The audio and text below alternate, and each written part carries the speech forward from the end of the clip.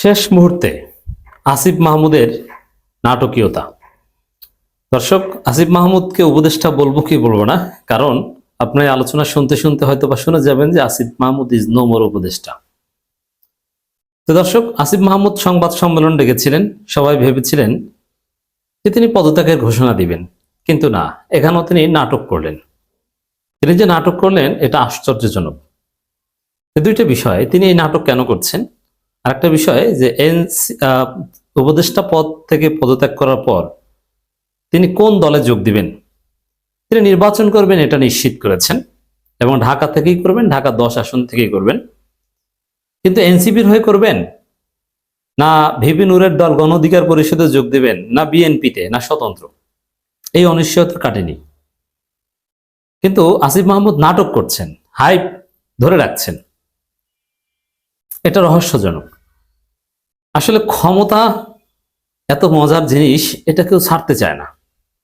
আপনারা দেখেছেন যে নির্বাচনের জন্য উপদেষ্টা পদ ছাড়তে হবে, এটা পুরনো কথা, এটা নির্বাচন কমিশন, সরকার সবাই বলেছে।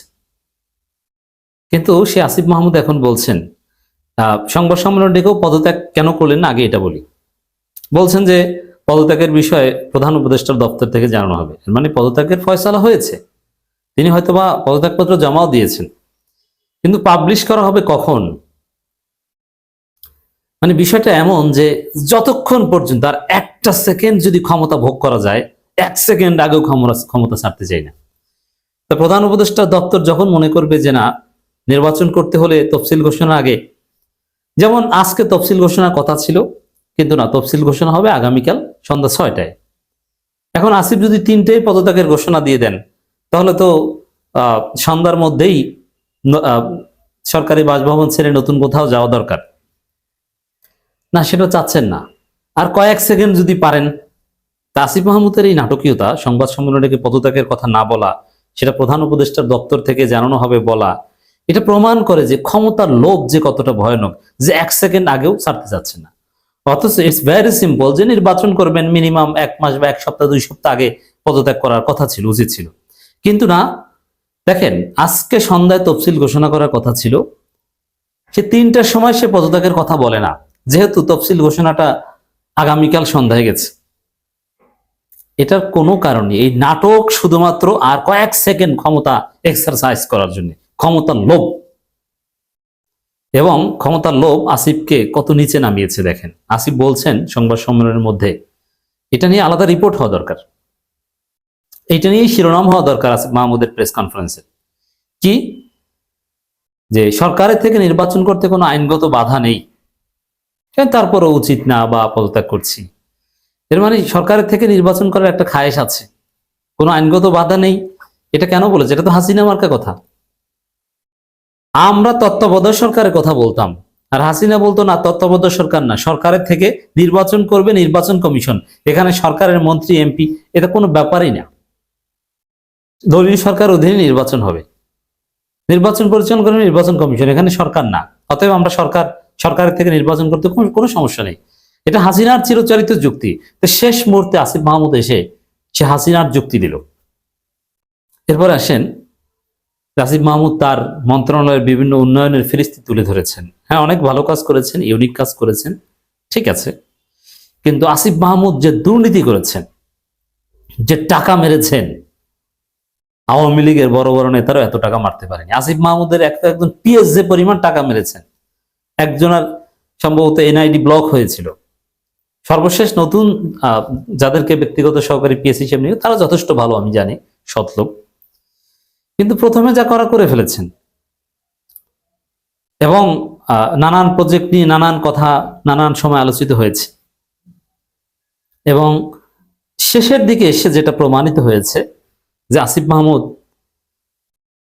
তার যে সরকারি পাওয়ার, তার যে অথরিটি জুরিসডিকশন, এটা তার নির্বাচনী কাজে ব্যবহার করতে চেয়েছেন, তার নির্বাচনী এলাকায় বরাদ্দ, এবং শেষের দিকে এসে সংবাদ সম্মেলন করে তার উন্নয়নে ফিরিস্তি বলা। এর মানে আমি এই করেছি সেই করেছি, আমাকে ভোট দাও। এটা তো ইন্টারিম গভর্নমেন্টের চেতনার সাথে যায় না। এই আসিফ মাহমুদরা এই কয়েক মাসের জন্য একটা উপদেষ্টা পদ ছাড়তে এত কষ্ট হচ্ছে, আঠার মতো লেগে থাকছেন, এবং এতে মিসইউজ করেছেন। সবচেয়ে ভালো হতো যে আসিফ মাহমুদ যদি মিনিমাম 3-4 মাস আগে ঘোষণা দিয়ে পদত্যাগ করতেন যে নির্বাচন করব। আর দেখেন এটাও বা কেমন যে এতদিন জনগণের সাথে ওইরকম ছিল না, ছিল সরকারে, এখন এক জায়গায় এসে বলে আমি নির্বাচন করব। কিন্তু ঢাকা 10 আসনে এতদিন যারা জনগণের সাথে লেগেছিল, তাহলে তাদের চাইতে আসিফ মাহমুদ কোন দিক থেকে যোগ্য হয়?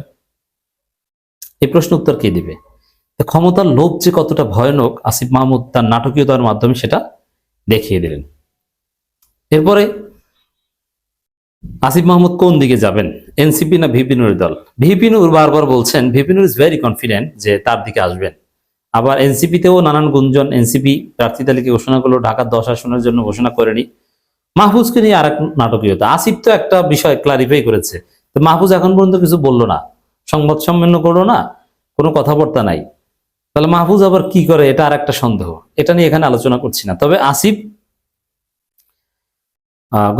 এনসিপিতে আসতে হলে তার জন্য নতুন পদ সৃষ্টি করতে হবে। একদম প্রধান পদ এটা তো আর পাচ্ছেন না, দ্বিতীয় প্রধান পদ আক্তারকে সরিয়ে দিবে, ইটস অলসো ভেরি টাফ। তাহলে কি করবে?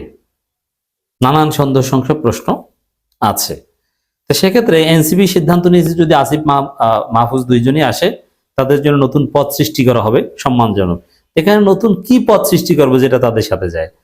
সভাপতি সেক্রেটারির বাইরে সহসভাপতি, প্রধান পৃষ্ঠপোষক, অমুক যায় না, এগুলো এখানে ফিট না। এটা থেকে বোঝা যায় যে এনসিপি তাদের জন্য কোনো সুন্দর গন্তব্য না, এনসিপিতে ভালো জায়গা হয় না, তারা যে সম্মান চায়। এবং এটা স্পষ্ট হয়ে গেছে মাহফুজ এবং আসিফ তাদের ব্যক্তিগত খায়েশ, লোভ, ব্যক্তিগত নিরাপত্তা, সেফ ডেস্টিনেশন, সেফ এক্সিট, এগুলোর জন্য এনসিপি কে ব্যবহার করতে চান। এনসিপির বৃহত্তর রাজনৈতিক স্বার্থ বা অ্যাচিভমেন্টের দিকে কোনো নজর নাই, এটা স্পষ্ট হয়ে গেছে। এই জন্যে এনসিপির নেতৃবৃন্দের একটা বড় অংশ যারা এখন নাহিদ ইসলামের পর গুরুত্বপূর্ণ পদে আছেন, তারাও চান না যে আসিফ আসুক বা মাহফুজ আসুক, কারণ তাহলে তাদের পদের গুরুত্ব কমে যায়। যে সেকেন্ড ইম্পর্টেন্ট, যে থার্ড ইম্পর্টেন্ট, এগুলো তো থাকছে না। যে সেকেন্ড সে হয়ে যাবে ফোর্থ, কারণ মাঝখানে দুইজন ঢুকে যাবে। যে থার্ড সে হবে ফিফথ এনসিপিতে। তা এরা তো চাইবেন না স্বাভাবিক, যে কারণে এনসিপিতে যাওয়া নিয়ে নানান সন্দেহ এখনো আছে। যদিও এনসিপিতে যাবেন এটাই স্বাভাবিক, এনসিপি এতদিন চালিয়েছেন, এনসিপিতে গ্রুপ আছে আসিফ মাহমুদের, এনসিপিকে প্যাট্রোনাইজ করেছেন, গণ অধিকার পরিষদের সাথে শত্রুতা ছিল, নানান কিছু ছিল। কিন্তু ভিপি নূর খুব কনফিডেন্ট, তিনি চমকের কথা বলছেন, আসিফ মাহমুদ গণ অধিকার পরিষদে যাবে। তো এখন গণ অধিকার পরিষদে গেলে কি গণ অধিকার পরিষদের সেক্রেটারি হবে? তো সেক্রেটারি হলে কি রাশেদকে মাইনাস করে দেবে? এটা কি রাশেদ মানবে? না ওখানে আবার নতুন পদ সৃষ্টি করা হবে? এটাও আর ভিপি নূর তো আসিফ মাহমুদের জন্য তার পদ ছেড়ে দিবে, এটাও হয় না। It's very tough. সংবাদ সম্মেলন করলো, পদত্যাগের ঘোষণা দিলেন আসিফ মাহমুদ সজীব ভুঁইয়া। তবে সংবাদ সম্মেলনে নিজের মন্ত্রণালয়ের উন্নয়নের ফিরিস্তি তুলে ধরেন। পদত্যাগ প্রসঙ্গে তিনি বলছেন, এ বিষয়ে প্রধান উপদেষ্টার দপ্তর থেকে জানানো হবে। এর মানে 1 সেকেন্ড আগেও ক্ষমতা ছাড়তে চাইছেন না।